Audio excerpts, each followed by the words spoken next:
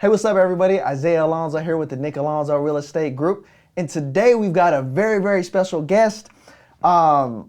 He's one of the top producers in all of Sacramento when it comes to real estate. He's next year's MVP for the Filipino Basketball League. And most of all, man, he's just become one of my brothers within the last couple months. Big dog, what's up with Charles? What's up? How you doing, dog? Doing good, bro, doing good. Thank you for having me on and, taking the time to set this up. Bro. And thank you to the Nick Alonso Group for taking the time to, set this up. Bro, thank you for coming in, bro. It's a pleasure having you, bro. We've got to know each other in the last couple months, bro, and it's been a pleasure meeting you, bro. Like, you're a God-fearing man, and I appreciate you coming on once again. So let's start it off with the first obvious question. What made you get into real estate? So what made me get into real estate is that, my parents were about 10 years in the business, and they wanted to create generational wealth. Yeah. And, we went from like doing 20, 30 homes a year, my parents, to, doing 120 plus homes a year, after year 6. So this year we should probably, between me and my family, we're on different teams, different brokerages. So we should do about like 150 homes this year. Dang, okay. Yeah. And we really wanted to, just create generational wealth, and they invested a lot of money into my education at the University of San Francisco. And I studied business, entrepreneurship, and innovation. And at the time, it was a top 25 entrepreneurship school. So just like any smart investor, they want to get a return on their investment. So they were like, okay, like you got to help us out with the business until, 5 years. 5 years was actually 7 years, but it's all good. They're family. And, in Asian culture, like a lot of times, Asian culture, the best part, and Filipino culture, you're supposed to help your parents and your family out till you're 30, until you get married and have kids. And I feel like, honestly, I feel like that should be the culture for everyone. Because at the end of the day, how are you supposed to get ahead if you're not able to, build off of what the last generation did, or, help the last generation get theirs, and then you get yours because they helped you raise you, That's real, bro. That's so real, bro. Heck yeah. Shoot, cause my bad. I might need the notes. I might need to grab my notes. So cause I'm like, you know what? Yeah, I got. We'll continue on from there. We'll continue on from there. My bad. All right, awesome. Let me know when you're ready to get back on. We'll just cut that, huh, cuz? Yeah. Okay. Keep going. All right, so carrying on from that question, bro. That's amazing, bro. So what would you say inspired you to be the Charles that we all know today? What or who inspired you? I think what inspired me, I'm going to read off of my notes. Yeah, of course, bro, yeah. Honestly, a lot of negativity inspired me during my come up and focusing on worldly things like money, alcohol, partying. And honestly, it was just more of like proving a point. People said my education was $200,000 at a private school. And everyone, my family, my friends, they were saying, oh, that's a waste of fucking money. Yeah. So I made it a point to show them that it wasn't a waste of money. Wow. And, after year 6, me and my family have been doing multi-millions in real estate commissions. So, and I have other businesses too. So for me, it's like, dude, for me, it's like, yeah, it came from a lot of negative things. And, once I kind of turned my life around, I stopped drinking, I stopped partying. It actually got a lot harder to do it the right way. Wow, yeah. So, me, I've always been a 180, 200-pound guy. Yeah. But once I stopped partying, and now that I'm having to not use, the wrong things to motivate me, it's gotten a lot harder. Wow, and I feel like that's a big reason that a lot of people that get married or have kids or find a girl, they get fat. You were gaining some weight before Rob's program, bro. I was actually. You could have easily you could have easily been real estate 5 years and gained 50 pounds. Hey, you ain't lying, bro. I had some chub on me. I was like, bro, I wasn't used to it. It was the first time of your life, right? Kind of. Basically since high school or middle school, 100%, bro. And it was the worst. I was like, bro, I can't go back. I can't go back because my whole life I basically grew up playing sports, football, basketball. And so that really thinned me out, bro. And then real estate, like you said, bro, it's such a stressful business. It's such a stressful business. Bro, you've got, especially you, bro. I don't know how you do it. We'll touch on that later. But yeah, bro, finding the balance to still work out and yeah, bro. It's crazy, bro. Yeah. So on to the next one, bro. And then we'll kind of move on from real estate after this. I actually wanted to touch on a point too. I could have I've always wanted to help business owners. That's what I wanted to do in college. I remember I was drunk telling my homies at house parties like, oh, I'm gonna help business owners one day, and I didn't even know how the fuck I was gonna do that. So I do business coaching as well now too for small business owners or even big business owners. A lot of people are doing well with it, and I could have easily built another business or helped someone else with their business, but at the end of the day, I'm gonna help my family first, and I feel like that it's a huge advantage when you help your family and they return the favor, and then it's like vice versa, right? Yeah. So a lot of times, I was fortunate enough to have like the right family to be able to help them, and they help me out, and then I help them out, and now we're at the point, we could do 150 homes a year, like as a family, and that's all, generational wealth, saving, investing, stuff like that. Yeah. And then actually like, having peace of mind. Like me and my family go on vacations all the time. Like I go out of town once a month. Like they like vacationing. They're getting older. Like we're enjoying our life now because of like my mom and dad's hard work, and then I help them out, and then we help each other out as a family. Wow. And would you say, honestly, bro, would you say that's like Filipino culture, or would you say that's just your fam? Like, cause I felt like my Filipino side of the family, bro, I feel like they're all like that, bro. Like in the Bay Area, we have some family members that like, like were ex-drug addicts, and nobody ever like stopped loving them. You know what I'm saying? Like the love is so unconditional there, bro. And I wish I got to spend more time with my Filipino side of the family. But is that, would you say it's cultural, or would you say you think it's kind of like just that's how your family rolls? I believe it's cultural, and it's like the culture dies when the next generation doesn't, live up to it. So it's real. Like that's even how my girlfriend is. Like she was always there for her family until like 30, and now like she met someone good, and we're enjoying each other. We appreciate each other, and like our families are cool. It's like once you like help your family and know they're good, the peace of mind you could build anything you fucking want after that. That's real, bro. I feel like there's a lot of people that are successful, but deep down, they fucking fucked up on their family, on helping them out. That's real. And no matter how bad it gets, you're always supposed to be there for your family. And that's what my family taught me. And like that's why like when it came to me choosing a partner, it's like I wanted someone that understood that, and it just becomes easy. And life is like a war, and you have to learn how to move right. That's real, and bro. The way you use relationships and connections you have to make sure everyone is good, it's so important. Yeah. And anyone that's outside of your family is an ally.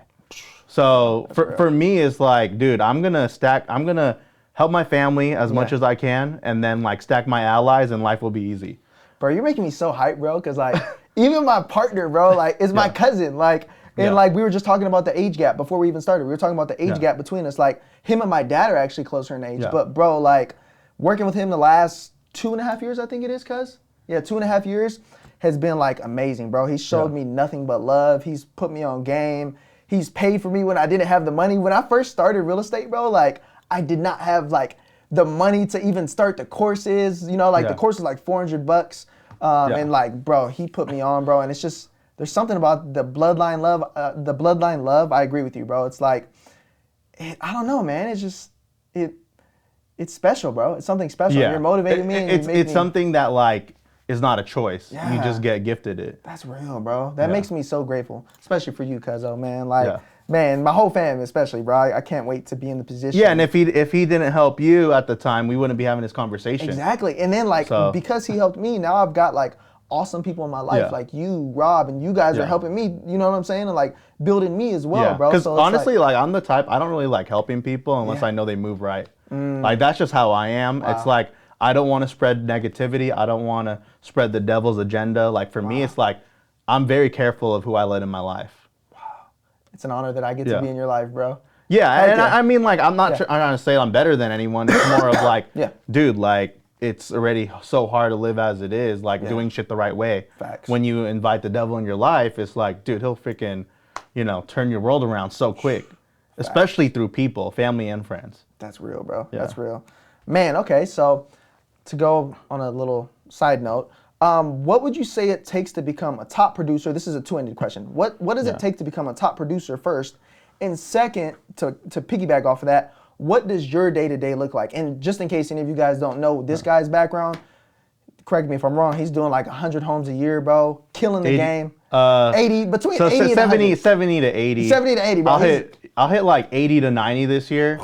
But it's like, for me, I like the quality of life. I need to lose some weight. So I'm just like, bro, like, with the rates being where they are, Yeah. you know, 7.5 rates and not a lot of people selling, and the amount of effort and energy it takes to do a deal, especially, you know, servicing people during these times, it's too much stress. Like, I would rather, you know, chill on 80, 90. It's just a number. Bro, you say that like it's nothing. No, you're a beast though. That's why. Hey, you're a beast, bro. It's good, but like, what's more important to me is like, I see my family every Sunday. I see my friends every Friday.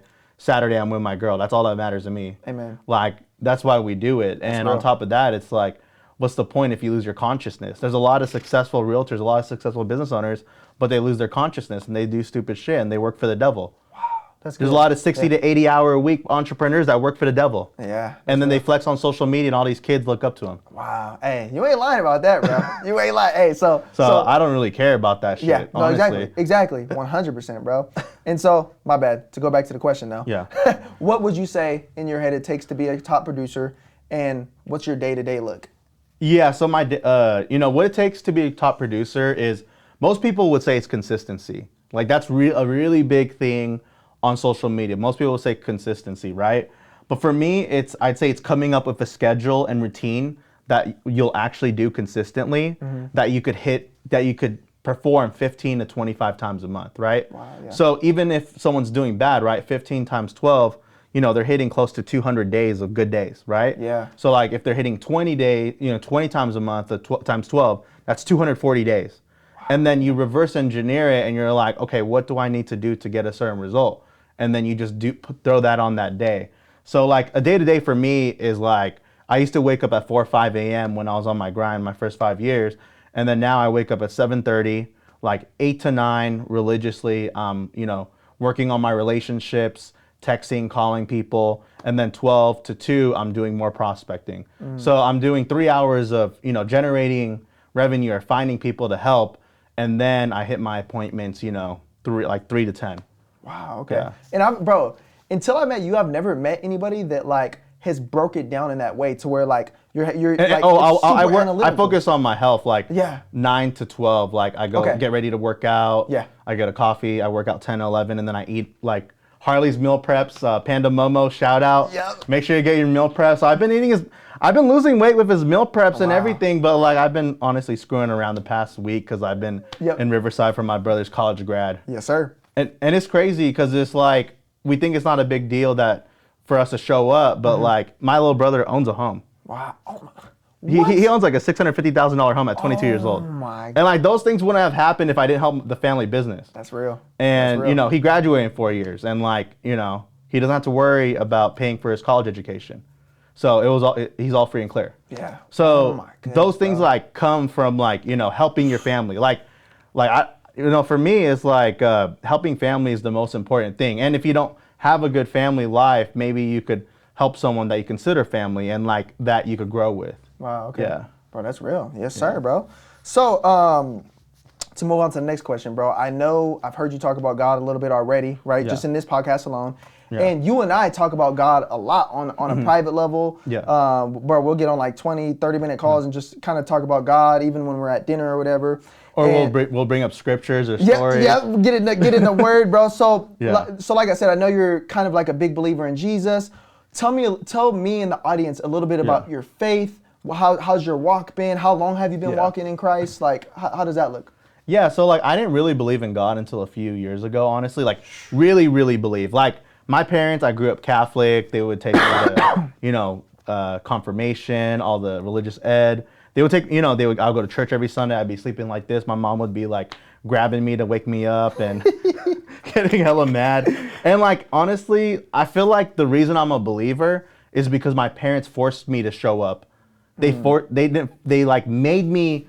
in the right rooms, so when I was ready for it, I was ready for it. And I feel like that's one of the big things about life, whether it's business, health, you know, fitness, faith. It's like be in the right areas, be around the right people, and then eventually it's gonna hit. Because when it hits, like it took me until like 25 to really be a believer, right? Wow, yeah. So it took me 25 years before I got a result out of all the fucking hours I did all this Catholic stuff. Yeah, you know? no, exactly. And it boils down back to Yeah. that scripture. There's a scripture that says, Yeah. raise a child in the way they should go, and they'll never depart from the faith, bro. Oh, exactly. It's So, like that's real. it's like weird. It's like Yeah. and hold on, let me make sure I want to get a point Yeah. across. But yeah, one day it's gonna hit, and you know nothing gives me more peace of mind now that like I don't drink anymore. Like Yeah. it's crazy. Like if I need an answer to something, I'll pray on it, and God will say the answer.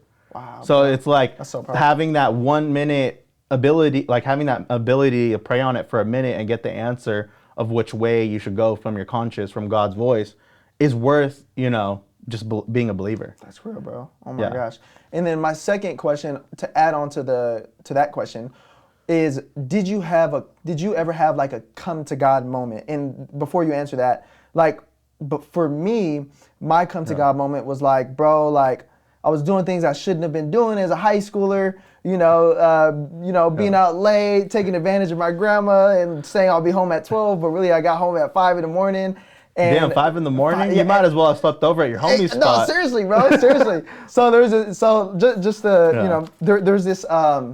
there was this one night I got home at 5 a.m., bro. Yeah. I looked at my boy in the face because it was a crazy story, bro. We had to push the car from South Stockton. If anybody knows South Stockton, they know that's the hood. From South Stockton all the way back to why were you in South Stockton at 5 a.m.? Well, we were hitting some high school parties, bro. Oh, we were hitting some high school parties, bro. You know, probably drinking some Henny or something like that. Some Henny. Henny pineapple? Yeah, Henny and pineapple. That used to be my favorite. Henny and Coke or whatever. and then my boy had a stick shift. He had this stick shift, this old ass stick shift, bro. Yeah. And not to go too much off the topic, I'll bring it back in a second. Old ass stick shift. That thing was about to give out anyway, bro. And he was like, "Hey, I'm gonna go to my girl's house, like drive our friends around. You guys go to whatever parties, and then come back to pick me up, and then we'll go home." So I was like, "Okay." So I'm in the car driving around all night, and then the moment we leave to pick him up, the clutch on the car completely disintegrated. We didn't know this at the time. We just thought it burnt out and we couldn't get it back on. Afterwards, we found out the clutch completely like disintegrated. It wasn't there anymore. Yeah. So we find a way to pick him up. I can't even remember. We're in South Stockton. We find the security guard in the Food for Less parking lot. And bro, he was like an angel, bro. He literally helped us push the car all the way back from South Stockton to Lathrop. And I looked at my boy that day at 5 a.m. and I was like, bro, are you done with it? I can't do it, bro. Oh, that wasn't even my come to God moment. That was my like, I can't do it. After that, got a girlfriend, my wife I'm with today actually, but shout out to wifey. Shout out to wifey. She's the GOAT, taking care of the baby and supporting me and helping me build my business. Yeah. But got a girlfriend, and there was this one day where my mom was like, "Hey, do you want to go to like this Christian conference?" And I was like, "Heck no, not for my birthday." She's like, "Come on, it's in Texas, it'll be fun, blah, blah, blah." I'm like, bro, why would I want to go for my birthday? And then it's crazy because moms know best. They do. All they do is put you in the room and then like you figure it on your own. Yep, and she was a little worried for me at that moment. She's like, "I don't know if he's going in the right direction." So she made me. Yeah. I go to this conference and in the conference, I'm just, I got my guard up just like everybody else does, right? Yeah. And there's this moment where I'm like, well, what does it hurt if I just try to receive God, right? Yeah. And the worship's going, and so I put my hands up, and as soon as I put my hands up, it was like warm water, like washing all over me, bro. And I felt the presence of God for the first time I've ever felt in my life. After that, I basically gave my life to God, and I never turned back. Of course, I've made mistakes. Just like everybody, I've made mistakes. I'm not perfect. Made a lot of mistakes, actually. But that was my come to God moment. So to get back to you, did you ever have a come to God moment that was like, man, like, what does it hurt to try to at least follow God, right? I think I never had a come to God moment, honestly. Wow, yeah. I think for me, it's like it's always been in my bloodline, and like actually, my grandpa became a priest, a Catholic priest. Oh, really? So like, out of nowhere. So what's really interesting is like I feel like I've always had God in my life. Yeah. But I would quiet him with the way I live. And I feel like, especially when you're just drinking, like I feel like that quiets God like crazy. Yeah. And people don't realize that. Like when you're drinking, it's like when I was reading the word, I was like, what the fuck is this shit? I don't understand it. No, I'm serious. That's literally my reaction when I was like, an idiot, honestly. Yeah. I was like, what the fuck is this shit? I don't get it. Like, no, but that's the truth. Yeah, that's real. That's the truth. That's how like, and that's how most people are. And like, until you really, like, it's crazy because like for me, it's like, once I stopped drinking, my conscience told me to go to church, read the Bible. I was like clearing my mind, my heart, and my soul from alcohol. And I was like lowering my frequency when I was drinking. Wow, so like my frequency is so freaking high. Yeah. And it's like, it's just crazy now that like I could receive God easily. And I never had that moment, but I always knew that like, okay, well, I think for me, and I'm going to tell you why I quit drinking later, but it just became, you know, God just started popping up all the time. Wow. Oh my gosh. That's crazy, bro. Yeah, it's just weird. I'll just be reading the word and I'm like, wow, this is hella crazy. Bro, and first of all, again, to the viewers, congrats to my boy Charles. You just hit 365 days sober, right? Yeah, 1 year completely sober, no alcohol. Oh my goodness. Yeah, just. What made you want to do that? And I know you kind of touched on it. You literally just kind of said it. But was it all God? Did your girl have anything to do with it? Was she like, man, I'm tired of you drinking in front of all these people. You make a fool. Okay. Or was it or was it just like a bad experience? Like, did you ever did that kind of stop you? Or tell me a little bit. Honestly, like it was my choice to quit drinking, and it wasn't my girl. My girl always encouraged me. You know, you should drink, have fun with your friends. You know, kick with your friends. She was never like trying to take me away from my friends. Yeah. And honestly, I was just tired of like wasting my weekends, and like even off one drink, I get hungover. Like when you get older, it's fucking crazy. Like you'll have a beer and not feel the same the next day. And like I just felt like it was a waste of my time. And there's so much things I want to do on the weekends, and I wasn't really present for my life. 18 to 28 years old. Yeah, I would travel. I would go to like, say for example, like I would go to New York. I would go to like, I would literally go everywhere. But I felt like I really wasn't there. Wow. And like I feel like that's what a lot of people are dealing with. A lot of this generation, because of their drinking, they travel places, but they're not really there. Wow. And that's the solid, hard truth. Yeah. Because at the end of the day, it's like, how are you supposed to be there if God isn't fully with you? That's so good. So I don't know, like for me, and then on top of that, it was like, you know, when it comes to like my time, right? I started tracking my time every 30 minutes, and I was like, holy fuck, I'm wasting my whole weekend from just one night of drinking for 2 hours. Oh my gosh.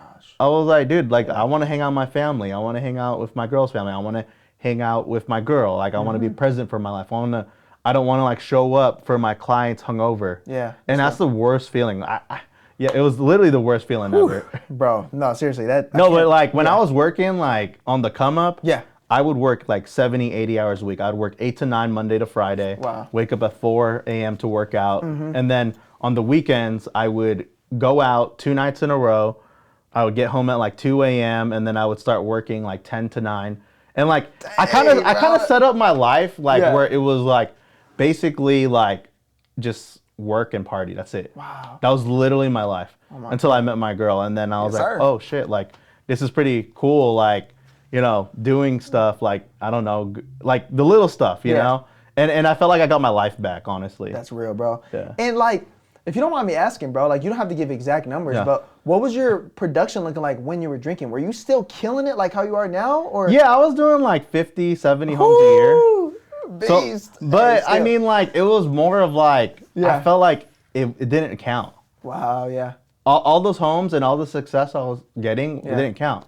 Because I wasn't doing it for the right reasons. That's good. Now it's like way harder. Yeah. Because I'm doing it for the right reasons. And like, as a man, no one tells you, hey bro, when you get cuffed, it's gonna be way harder for you to like be successful. Facts. When you're not doing it just to get a girlfriend. Like honestly, like, and no one says that. Like no one says like, hey man, like, it's gonna get way harder for your business and your life when you're doing shit the right way. That's facts. Like, that's facts. Yeah. I'm just so used to people living the right way because my dad and my mom are like that. Yeah. That like they never like really, you know, partied like that. Like honestly, they didn't have money to. They were just focused on creating a better life for us. So like I never had that convo. They just lived right. Right. Yeah. But I never had that convo like, hey man, like once you get someone that you really care about, it's gonna be way harder. Yeah.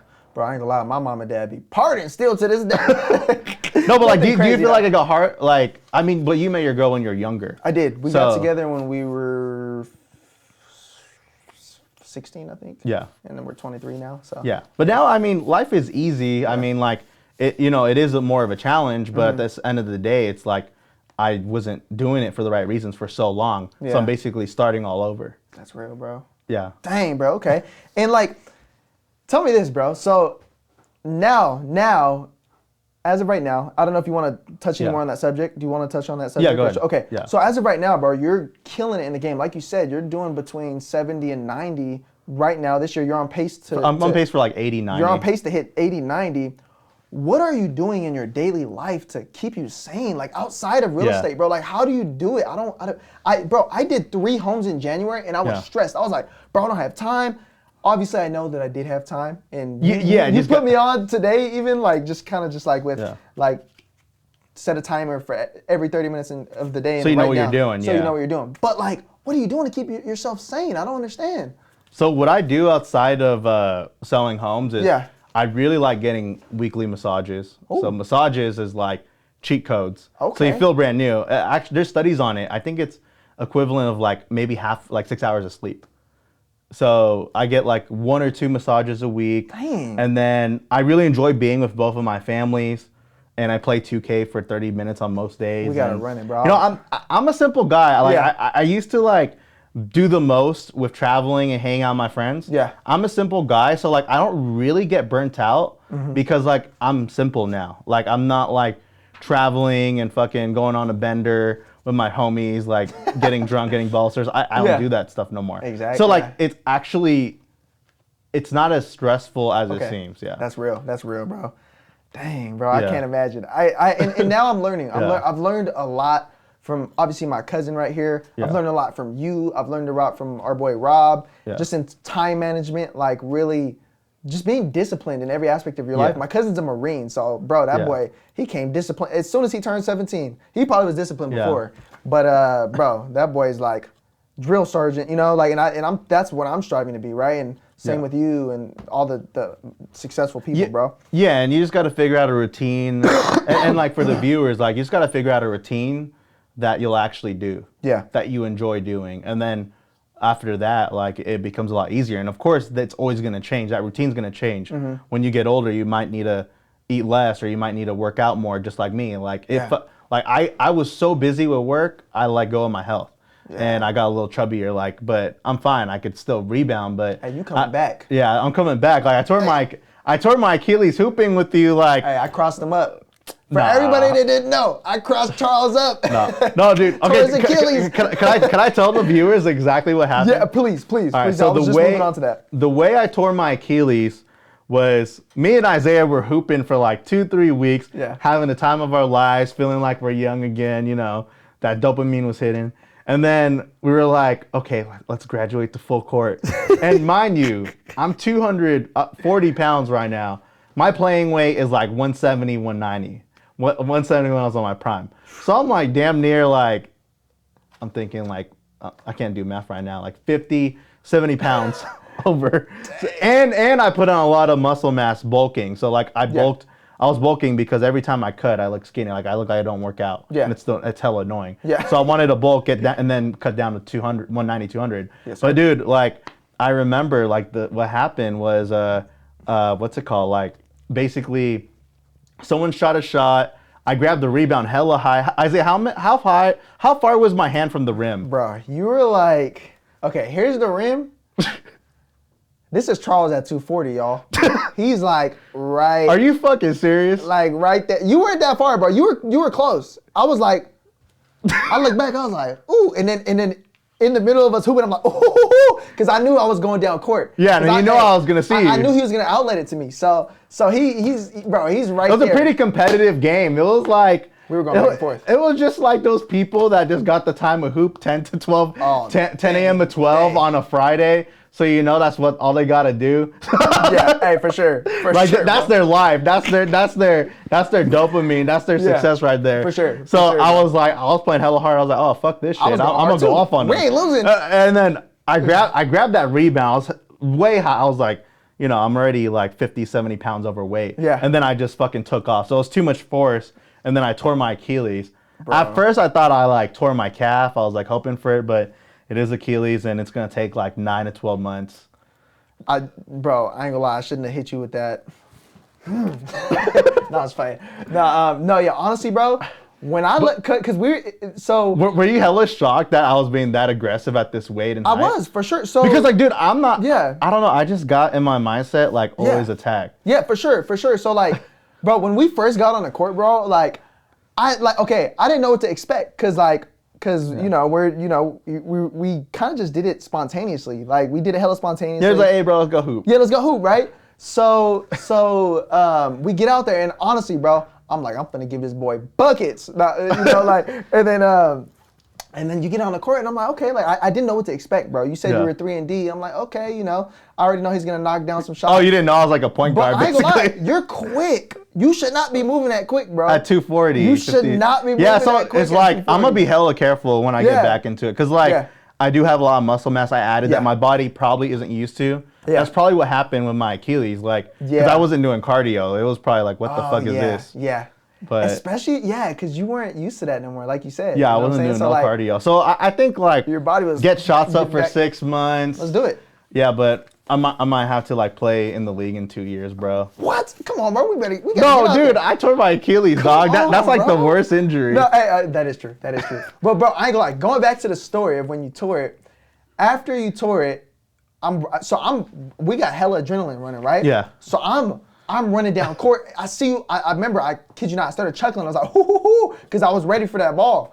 And when you went down, I was like, oh no, like I didn't honestly. I thought you were fine because it just looked like you like kind of like slipped, right? Yeah. And so then you hobble away, and I'm like, damn, he probably rolled his ankle or something. And so we're kind of waiting, right? We're on standby. And you're like, bro, I think I'm out. I'm like, boy, you better get back out here. Remember? I was like, come on, bro, you better get out here. No, dude, it's crazy because like when I hear of people tearing their Achilles, it's like the worst injury in basketball or one of the worst injuries. It's crazy. And it's like I was still walking. I walked to the parking lot. How does that feel? Like, what did it feel like? I know you said it's like something. Dude, popped. It just feels like you don't have anything like right here. Ugh. It's like you can't like just take off. Really? Yeah. Does it still feel like that? But it's weird. I could walk with it, no pain. Does it still feel like that though? Like there's nothing there? Yeah, it feels like there's nothing there, but it has to reattach, what? so it takes a while. Yeah. Bro, guys, I'm telling you, bro, I'm like, Charles, get back out here, bro. We gotta run this pick and roll, bro, because we're hyped up. We're talking about we're about to average 25 in the Sacramento basketball Filipino league, bro. We're about to go crazy. Dude, because like it's annoying because like I played like 4 years of college, like not for the school, but like just hooping at the rec center, and I was going off, and I never played a league. Bro. So I was like, man, I spent all that time. You never played a league? I never played it. You're lying. So like, dude, my parents, like, so basically the way I played basketball, right? Yeah. My basketball, like whatever, is like, I would just, my parents, like, they wouldn't have time to take me to practice because they were doing real estate. That's real. So like, dude, they would be working till 10. So like, I would be late to practice, or when I was on a team, I'd be late to practice. They'd make me run suicides, and I'd tell my parents, and my parents were like, "You're not going to the league," which is fine. Like that's exactly like how you gotta act. Like when you're protecting your family, when you're like, you're like, bro, like what the fuck? We're gonna go take you to practice and go to all your games. You're not gonna even play college ball. Dang. That's the fact. You know why? Because like if I started earlier, maybe, and if I was consistent since I was a kid, maybe. Right, yeah. But like. They knew that like I didn't put enough work in, and like they didn't have the time to bring me. So they kind of like chose their dreams first, which you should fucking do. If your kid can't make it to the league, don't treat him like he's gonna make it to the league. Which a lot of parents do. I ain't gonna lie though. It's like, dude, like college ball isn't even fucking worth it. You gotta travel hella. Facts. You can't even really focus on school. It's like unless you're like going to the full league. Scholarship for a big school, and you've been playing for hella long. Like with how good the basketball players are nowadays, like hell nah, bro. You know why they probably were like, hell nah? Because you're an anomaly, bro. Anomaly. Yeah. In our first podcast, I was talking about how, man, I had these dreams to go to the league and to college and this and that. And then my cousin was sitting in that chair and he was like, but little did you know, you're 5'8". You know, it's the Filipino. Dude, but they weren't expecting you to hit 6 foot. It doesn't matter. You're for sure you're 6 foot, right? Yeah, I'm 6 feet, 6'1". Bro, you're an anomaly, bro. You should not be 6 foot. Dude, it doesn't matter. People don't talk about this, but genetics play a huge part. That's real. No, your body will break down, or a Filipino body. You could have been Chris Paul out there, though. Will break down. Like, look at Jeremy Lin. He was so nice. That boy was nice. And then his body broke down. He was what, 6'4"? He's like 6'2", 6'3". Okay. Bro. But his body broke down. You could have been Chris Paul out there, bro. No. Throwing dimes. Nah, dude. Bro, when you're getting hit all the time, hell no. You're gonna get LeBron 6'8", about to jump out the gym and block your shit. No, hell no. Yeah, that's real. Yeah, That's so real. I mean, I'm glad, you know. Yeah. My parents weren't like those parents that like they were just like, you know what, we're gonna do what's best for the family. Facts, yeah. They didn't care, Yeah. and that's what you should do. That's real. That's real. You ain't lying, bro. You ain't lying. Hey, did you see? You see, Steph went to the Folsom Lifetime. Oh yeah, that was crazy, Bro, if your Achilles was healed and we were for some reason there, what are you projecting to happen? Me, you, and a couple other buckets on the team. What are you projecting to happen if Steph is in there? Bruh, fucking get injured guarding him or some shit. Hit them doing a brush screen and then being like ISO, and then being on TikTok or YouTube. I don't know. I'm cool you don't off got us that. winning nothing? No games. 0. We played 5 games. No, no 0. games. No Really? games. Let's say his team is full of scrubs. 0. For real? He's only 6'3", bro. I'm locking him up. No, it doesn't. I'm locking Steph up. It doesn't matter. No, that's real. Yeah. I ain't gonna lie. It don't matter how much I'm on him. Dude, because these NBA guys are different. Like, you play with someone that plays high school at a varsity level, they're nice. Yeah, that's real. Then you got college. Yeah. Then you got the pros. That's real. And there's like 60 pros that get drafted every year, and a lot drop off and go play overseas. That's crazy, bro. So. And a lot of the people that are playing overseas are nice, too. And why would you even want to play against someone that's an NBA? They'll fucking like cross you and injure you, like really injure you. I like my odds against 6'3" and below. I don't. No. I'm sorry, bro. No, I'm not winning no 1-on-1, but I'll make a couple stops here and there, maybe, possibly. Yeah. That's hecka funny though, bro. So this again, bro, like not to harp too much on hoop or whatever, but my cousin and I were game planning on the we had a listing presentation yesterday. Yeah. So we were game planning for this podcast on the way there, and he's like, bro, I think it'd be cool if you guys are gonna talk about hoop. Talk about hoop from like a non-hooper's perspective. Yeah. You know what I'm saying? So like, what is it like? Like, what's the atmosphere like when let's say you and 2 of your boys are gonna go hop on the court? Like, what's the atmosphere like when it comes to like getting playing pickup? Like, is there, you know, like I told you before, like I had a prejudgment of you, like I don't know, like you know, and then you surprised me, like because I was bigger. Because number one, you're bigger. Number two, like when you were hella quick out there, and I wasn't expecting that, right? So like, well, I feel like back then I was a little more out there and aggressive and like hella loud. Yeah. But now that I've gotten older, I don't like I move inside like. You know, like, you don't got to make shit harder than it has to be. That's real. Just like how Anthony Edwards made it harder than it has to be against the Mavericks. Bro. He did. They could have won. He did. They could have. Yeah, but it's like when you talk too much, the enemy prepares. So like for me, back then I would have, you know, I'd say, hey, I would have been loud. I'd be like, hey, I got next. Yeah. And then sometimes I'd fight people, not fight, actually fight, but I'd be like, bro, like I got next. No, you don't got next. Yep. But now it's like, oh, like, hey, I got next. I'm like the Tito, bro. I'm like the Tito's gonna give you buckets, you know. But I gotta start playing like that once I'm healed. Yeah, but hey, that's real. So would you say when you're first hopping on a court, brand new court, let's say we're going to freaking lifetime, right? Or let's say we're the ones that are like we've been at the court for a couple months, everybody knows this, and some new dudes hop on the court. What are we thinking? Are we kind of prejudging them? Like, is that what the atmosphere is like? Because I kind of know what it's like, right? Like, so what would you say it is from your perspective? Are you kind of prejudging people before they hop on the court? You see a little dude and you're like, nah, bro, I'm cool off of him. You know, I don't want him on our 5. Or what are you thinking? Like, I look at what they're wearing and I look at how they walk and how they dribble the ball. That is real. But for me, it's like I'm more interested in making sure the matchups are good. So like, remember when we were playing, I was like, hey, bro, do this. Yep. So, and we won. Real. So it's like, for real. me, I'm more interested in the matchups because you can't really control who's playing. No, that's real. That's real. For me, I ain't gonna lie, bro. Like, when I come on the court, I do prejudge people a lot. And like, it's funny because... No, it's hard now because the game is changed, No, bro. it has. Remember when we've been playing and like the weirdest looking guys can make open threes? They get buckets. They'll drop like half the points. It's weird, bro. Like, and it's like, bro, before the game, you see a 6'3" dude, hella buff. Like he's in all the right attire, and you're like, oh yeah, we'll take him. And he's trash. And then you see the little dude, like the little dude that ball is life. He's like, this is my gym. Ball is life, bro. And you don't want him, and then he's getting buckets on your team. And you're like, who's guarding this guy? Yeah. Like. Yeah, I mean, like the game has changed so much. So yeah. I'm glad I'm not a tryhard no more. No facts. Do you feel like you ever got prejudged before hopping on the court? Not when I was in hella good shape. Nah, okay. I feel like I have sometimes, but yeah, you know, you gotta. I was nice. I was actually pretty nice. Yeah. Yeah. Heck yeah, bro. Except against my homies that know how to guard me. Yeah, That's the most annoying Once you hoop shit. with somebody for like a couple amount of years, it's like, Bro, I would use offhand so much. And you have to. Yeah. You have to. You have to, bro. I would. People get hella mad, but Yeah. whatever. Heck yeah, bro. Heck yeah. So, bro, I mean, I ran through all my questions. I know we've got a couple more on our list. Yeah. I don't, let's run through them, bro. Shoot. Yeah. So, what's it called? Oh yeah, these ones. Let me see. Yeah. Oh yeah. See, how did I not know to ask this? So, to get off the basketball subject, we've been on that for a minute. We're kind of landing the train here. So, what would you say 3 pieces of advice that you'd give anyone, like not even just real estate, but just anyone like in the business world, entrepreneurial world?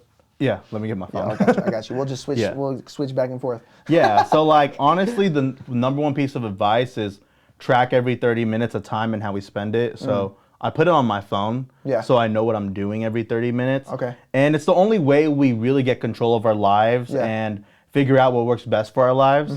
And time actually slows down when you track your time. That's real. Have you tried it recently? Yeah, well, okay, so today, I heard that for the first time at the Tom Ferry conference, but they were saying every 15 minutes, and I was like, bro, that's not really realistic. Dude, I tried that's 15. It's too much. Yeah, and so I kind of threw it out the window, right? And then I was talking to you this morning, and then you mentioned that, and I was like, but then you said 30, and I was like, you know what? 30 is actually doable. Why did I just throw the 15 out the window? Because if you sleep 7 hours, you got 34 windows of time a day. Times 7, that's 214. That's like 200 plus windows of time. Wow. So there's a lot of time in the week. It's just how we use it. And once you reach a certain point, you buy more time. That's good. That's good, bro. That's good. Heck yeah. And then we get our consciousness back. Yeah. Which is the universe and God's way of communicating with us on how to do things or like what works for us. So like once you do that for like 1 or 2 weeks, you're kind of able to like let people know, like figure out what works best for your life and like what works best for your family. That's facts, bro. That's facts. Let me get to this next question, bro. Yeah. Let's see. Oh, it's the second piece of advice. Oh, second piece. Okay. Yeah. Where do we go? Sorry. It's on the bottom, yeah. Or I'm tripping. Let me. Should I just say it? Yeah, just say it, bro. I'm sorry. Yeah. I remember you're trying to be all coordinated and like it's messing us up in the long run. So, 3 pieces of advice. Let's go on to the second.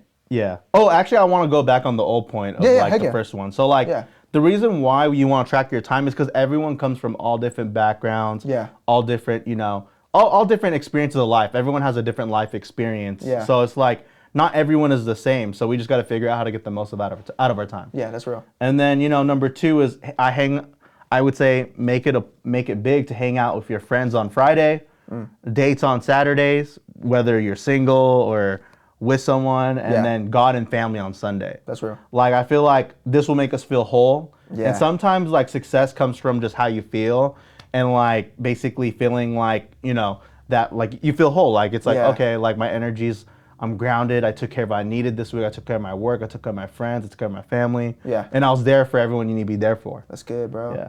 That's what I'm learning. And I think you definitely have helped me in like just making time for my wife, for my daughter. Dude, because like you could just go like 6 months and not pay attention to her. And she could just be like, hey, you know what? This is not what I want. I'm sure my cousin can attest to this too, bro. But like when I don't spend enough time with her, I can see it in her. Like she's 3 years old, bro.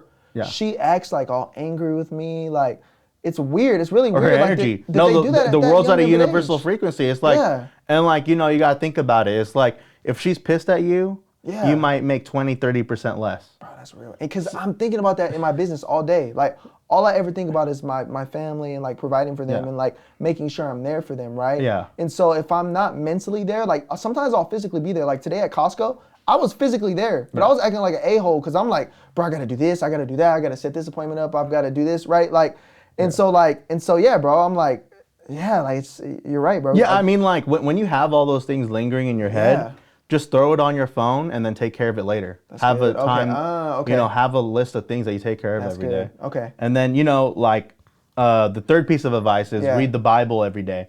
Just 1 page a day. Because I feel like, honestly, dude, like for advice for everyone, not everyone could read the Bible 15, 30 minutes a day. Yeah. Like, it's like, like even me, I tried reading 5 pages and it just doesn't work for me. Can I add something in there? Yeah. For me, same thing, bro. Like I could never do that. I had to start off with 10 minutes, then I went to 15. Yeah. Now, maybe in the last 6 months, I've been doing 30 minutes a day. Yeah.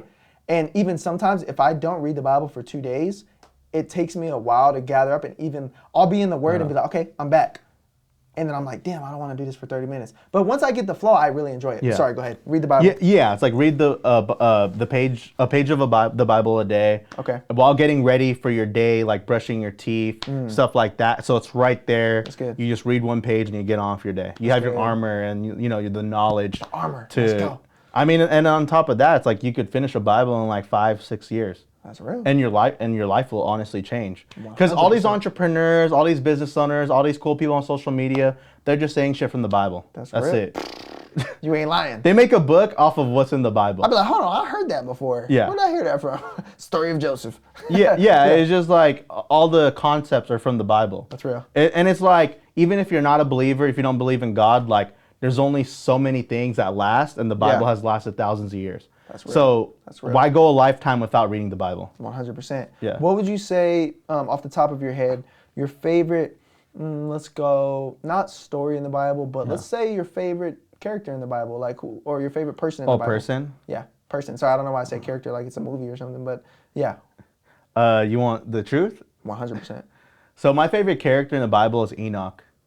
Oh, okay. And the reason being is that everyone doesn't really know the real story. Right. Okay. The full story of the Bible. Yeah, yeah. So like if historically if you look at it, there was a There was a Catholic emperor that took that part of the Bible, the Book of Enoch, out, and then they just found the Dead Sea Scrolls. I think it was in the 1900s. Heard something about that. And like I think somewhere in Africa. Okay. So like the Bible's actually missing the main part. So the Book of Enoch I've seen a lot of that on TikTok lately. Yeah. The Book of Enoch. So I haven't studied it. So basically the reason why no one knows about it and no one knows about Enoch is because they took it out of the Bible, because they knew, well, like the person that was the Catholic emperor or the ruler took it out because he didn't believe in God. He was just acting like he believed in God.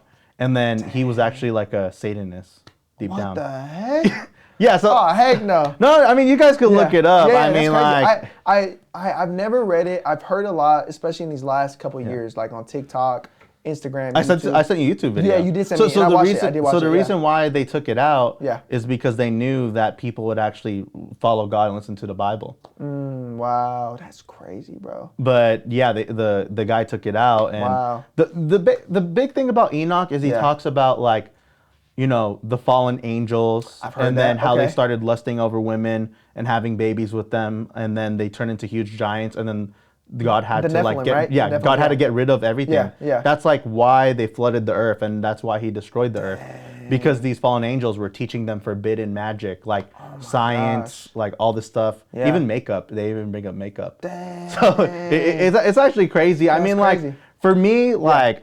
I'm a big believer in like, I don't believe in everything I see, especially if, if I feel like there's something missing, and the Book of Enoch is what's missing in the Bible. Wow. I'm going to have to read it, bro. I've never read it. I've heard a lot, and some of the stuff that basically I hear makes sense, actually. The angels taught like men and women how to sin. Wow. Dang, that's crazy. So yeah. That's crazy, bro. Oh my gosh. Yeah, so I mean, I didn't mean to go on my conspiracy theories. No, I mean, hey, honestly, I love hearing the conspiracy theories. Now we're going completely off topic. What are we at right now, Cuzzo? You're at 49 minutes. Okay. Yeah. Just wondering. Yeah. I just wanted a timetable in my head. Bro, now that we're going that way, bro, I don't want to go too far off the Bible because I definitely kind of want to touch on that a little bit more. But here's some. What are some of the? So one of the things I'm thinking of is the moon landing. You think that really happened? I think it happened. Okay. What else? What are some other ones I've seen recently, bro? I honestly don't want to get on the deep end with the conspiracy theories. Okay, yeah, we won't go there. I don't want backlash. Yeah, that's facts. Yeah. Yeah, I mean, just look up Enoch and look up the Book of Enoch. Yeah. Everyone, I recommend it. So like, basically, it was like, it's the reason why it's not in the Bible is because basically a Satanist Catholic ruler took it out. Dang, that's trippy. During his ruling. That's crazy. Is that the video you sent me? Yeah, it's the video I sent you. I didn't hear the So it's like, honestly, that's the main part of the Bible. I watched the video, though. If you're going to read the Bible, you should read that. Okay. Okay. Because it's like the Bible is basically missing a part. It like so it doesn't. Would you say it connects? It connects kind of. It connects everything because it shows why the world is a certain way and like why like the fallen angels. So like in Egypt, like even in Egypt, like if you really go deep on the deep end of conspiracy theories, in Egypt there were fallen angels and they had fallen gods that they looked up to, and they were all like the people that the angels that went against God during that time. Oh my gosh. Yeah, I seen that and I was like, oh my gosh, that actually makes sense. Like what the heck? Like that hella makes sense. Oh, dude, there's some crazy stuff. I mean, like at the end of the day, it's like, you know, this stuff has been here for thousands of years. Might as well look at it. Facts, bro. And they try to hide the dead man. What's it called? The Dead Sea Scrolls or something like that. Scrolls, yeah, I've heard something about those. I think they were just found out in the 1900s. Really? So like no one. So basically, that's what happened. They tried to destroy the history. I mean, I mean, even now, you know, the media is trying to destroy the history of God. Yeah, and definitely, Jesus Christ. 100%. Well, I agree. Even with the schools, they're taking everything out the schools, bro. Like, not even just that. I mean, like, there's a lot of non-believers now. How many people you see our age at church? That's real. It might only take 2 generations to get rid of them, and then they could control us. Dang, that's real, bro. That's hecka real, bro. I agree big time. Yeah. Okay, what would you say? I know you just said you read through the story of Joseph. What do you think about that? Or what do you think about Joseph? How do you like him? Like, I don't know if you read through. Did you read through the whole thing yet, or you kind of? I'm like in the beginning parts. Okay. So I feel like with Joseph, I really liked him because Joseph, bro. He like never questioned God's what God wanted. That's good. Yeah. And it's crazy because it's like even though bad things happen to us, like whether our family, our friends, or our loved ones, you know, betray us, it's like it's all part of God's journey. And I feel like as humans, we mess up what He wants for us so much. He has to keep rewriting our story. Bro, that's real. I agree, bro. He has to keep rewriting our story all the fucking time. Yeah. He's like, oh my God, you're doing this again. I gotta redo hella shit now. You're bragging about the dreams, bro. And then your brothers are gonna throw you in. He has billions of people he has to do it for. That's real, bro. And it's like, it's just, I mean, with Joseph, like, he forgave his brothers. And he was like, you know what? Like, I still love you guys. Like, this is what God wanted. It's fine. Yeah. And then it's crazy because the Pharaoh gave him, like, basically made him the ruler of Egypt. He went from the prison to the palace, bro. Actually, that doesn't make sense. Like, how does he go to, like, the worst prison? A slave. To, like, the ruler of Egypt. To the prison. To the ruler and of they Egypt. had a false god at the time. They had false gods at the time. That's crazy, bro. So, like, the Pharaoh was, like, open to it. And it's crazy because it's, like, it's kind of like relative to like our world now. Like, imagine you're a believer, and then what if your kids don't believe in God? Yeah. And then the next generation becomes believers, and it's like it's crazy. Yeah, it is. Because like it really is crazy. That's why it's important to just let your kids figure it out on their own, but put them in the right areas. 100%, bro. I agree big time, bro. Anything else you want to touch on, bro? We've touched on a lot today, bro. Let's do like one question to each other. Let's do it. Okay. Oh, so like I'm asking you something. Oh, heck yeah. So at your age, what makes you want to live the way you do?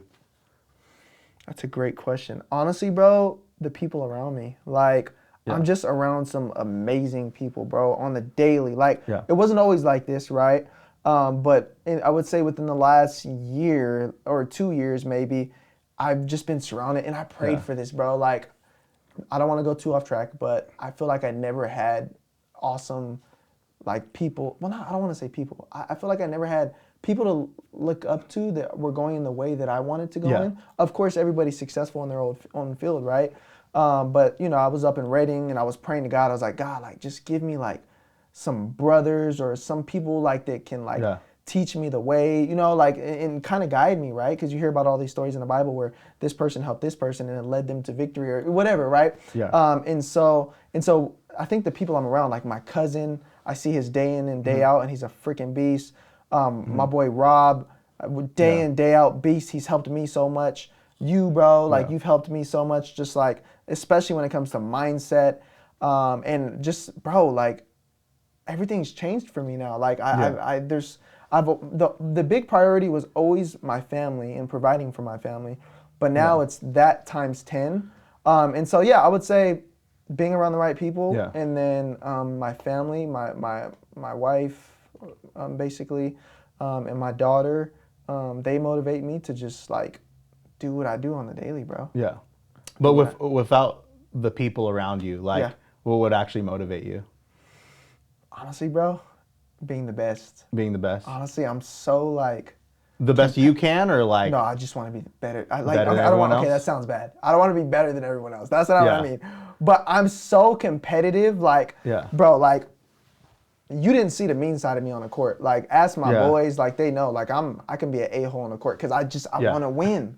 I want to Yeah. be like at the. I don't want to say at the top, but I want to be one of the best in everything Yeah. that I do. I want to be up there, right? Not to say I want to be at the top of the Better charts. than everyone else. And not spend any time with my kids. There's or so whatever, many right? variables, right? There It's is, like there is. you could have been happy at spot 25 Yes. instead of trying to be number 5. Yes, exactly. But So I'm hungry. it's like, I think yeah. just lacking.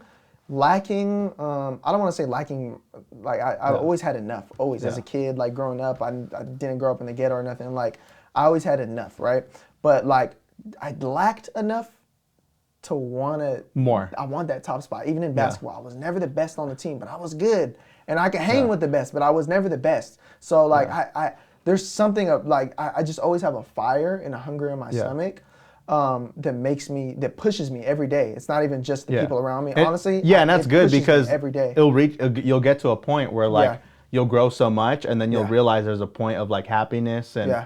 being unhappy if you go more, That's real, bro. and that's a real thing, man. That's real. No, I Because agree. like I agree. Like you said, like if you're there's all these people that are number one, and that like their home lives are terrible. terrible. Like know? you know how many divorced realtors and lenders there are, or people that like Yeah. run to drugs and alcohol in our industry? Bro, I bet. I ain't gonna lie, because it's a rough industry. Oh, it is rough. I'm learning that at 22, but hey, I Yeah. got some amazing. Yeah. But I people mean, around like, me. what's good about you is you're patient. So, like, Wow. you're competitive, but you're Thank you. patient. I Like, am very patient, even yeah. you being cool, if, adding 5-10 homes a year. Yeah. Over the course of 10 years, that's going to be 50, 100 homes. Oh, 100%. And it's like, my dog. and, that takes a lot of maturity because, like, when I was talking to Rob about it. Yeah. When we were your age, we wanted to make an extra $500K a year. yeah. And we were like, do whatever it takes. But Yes, then we sir. burnt out and, like, it was just annoying. It was just like a Yeah. repetitive freaking circle. Yes, sir. Yes, but you're sir. just like this. You're chilling. Yeah, and bro, that means the world to me that you noticed that Yeah. as well, because like, yeah, I will say like I know that it can't just happen, right? Like a fortune attained too early in life isn't good, right? You've talked about that a couple. Oh, that times. happened to Yeah. me. Wow, Like yeah. there were years where like I was making really good money, but the way I was living wasn't, what I really wasn't, wanted. like, aligned, It yeah, was yeah. just like I was making so much money and like Yeah. I was getting distracted by the wrong things. Wow, yeah. And like I didn't even believe in God. So like I don't really Dang. think life counts until you're like really clear and That's good, conscious. bro. That's good. So like I've only been clear and conscious 1 year of my life. Wow, but you're killing it, bro. You're freaking. You know G. when you're a little kid and you're You're like freaking- you're in high school. Yeah. And like everything's fun. Everything. That's how it feels now again. Wow. But like 18 to 28, I was just numbed. That's good, bro. Oh Yeah, my gosh, with that's how I felt work in and middle shit. school. In middle school, I just felt like Yeah. everything was fun, and then high school I was a dummy. But like, Yeah. in middle school, I definitely felt that way, bro. Like Yeah. 8th grade, 7th grade, like everything was newer, funner. Yeah. And then let me Yeah, think you of, just got to get that feeling back. yeah, let me think of that question I want to ask you. Yeah, bro. and then we'll Give me take some time. off. Give me some time. 1 second.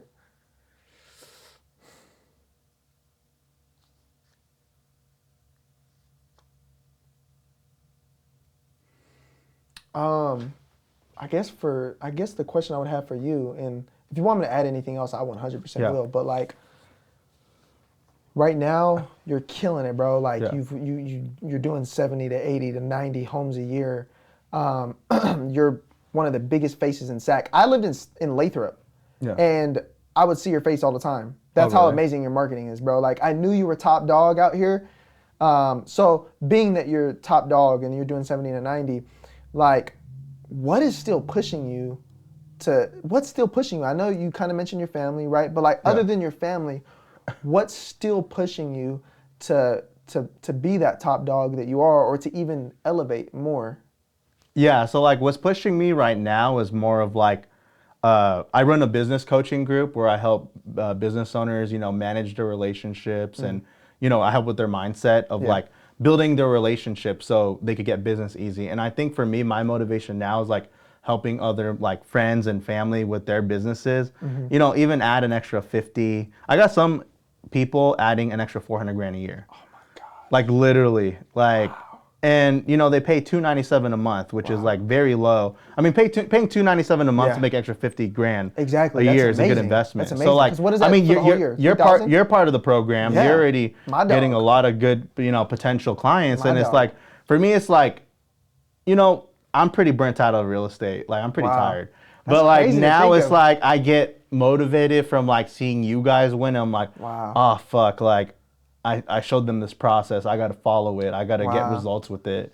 And I feel like it's more of like, helping, other people. Like I wish I was, like I wish my parents had me. Wow. Yeah. When they were, where they were back then. And it's like, it would have made business a lot easier. So I think just helping business owners, like, especially during these hard times. Yeah. And, it's cool to say your friends and family and stuff, but like, it's like, honestly, like, what really deep down like motivates me is helping my coaching group. Wow, that's amazing, bro. And what would you say like your sales pitch would be like to everybody that's a real estate agent that needs or business owner or business owner that's seeking help or seeking like coaching, like what's the biggest attribute that you can give to them? Maybe just you can say it in the camera, bro, honestly. Yeah. So basically like the biggest thing is I help business owners like leverage all the connections and relationships they already have to generate revenue. And then, you build off of that every 3 months and eventually it leads up to, a huge business, honestly. Because like, honestly, it's like all about the relationships and, having a system of how to stay in touch with everyone. And that's kind of like what I help people with and help people be accountable to. Like I had an agent in Bay Area. She signed a listing for like 1.6 million her first like week. Yeah. And then she sold it and made like 48,000 and then went to the Philippines.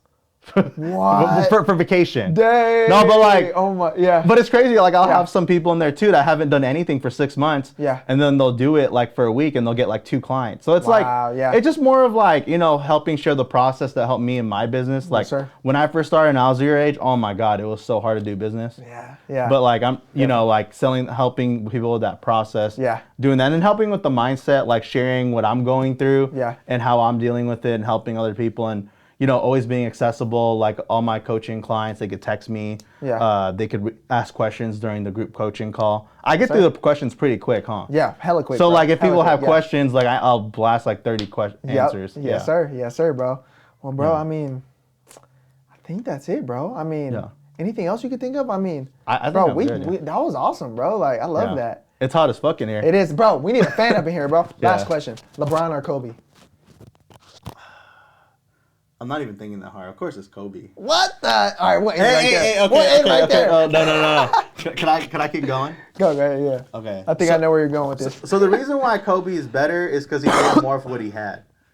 Okay. And LeBron has Baphomet on his body. I can't argue that one. I can argue. He has satanic symbolism, so I'm like, I can't argue that one, but I could definitely argue all day about this. But yeah, I can't argue that one. You win. Yeah, that so one. it's like okay. For me, it's just like the people that do shit wrong. I don't fuck with it. That's facts. Like yeah, and he's a crybaby. Yeah, me and my Uncle Mike his dad, my dad, and my Uncle Mustafa are all in a group chat, and it's all about who the GOAT is, LeBron or MJ. It's MJ. It's always been MJ. Man, hey, we gonna end it right here. MJ would drop 40, 50 a game right now. Oh my, don't start, bro. No, that guy is so competitive. He will shoot 40% from 3. Bro, but they couldn't play zone in his day, bro. If you look at the clips, they couldn't play zone. Yeah, but I mean, like they could, like, bro, he's getting anything he wants one-on-one. Who's more of a psychopath killer and winner, MJ or LeBron? I guess it's hard to say that. It's subjective because MJ showed it outwardly. Bro, LeBron made it to 8 straight finals. So you can argue the facts and you can argue like how you're acting. He's in the East. The East was good. What type of GOAT acts like a crybaby? He did act like a crybaby. No, but he's like MJ did too. I seen a couple clips of MJ acting like a straight crybaby. He's like.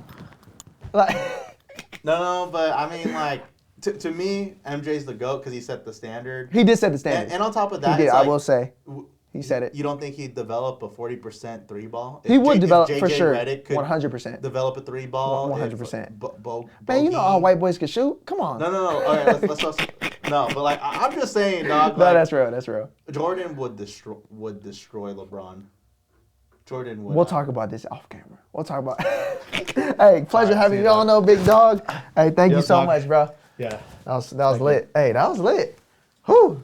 We do gotta get.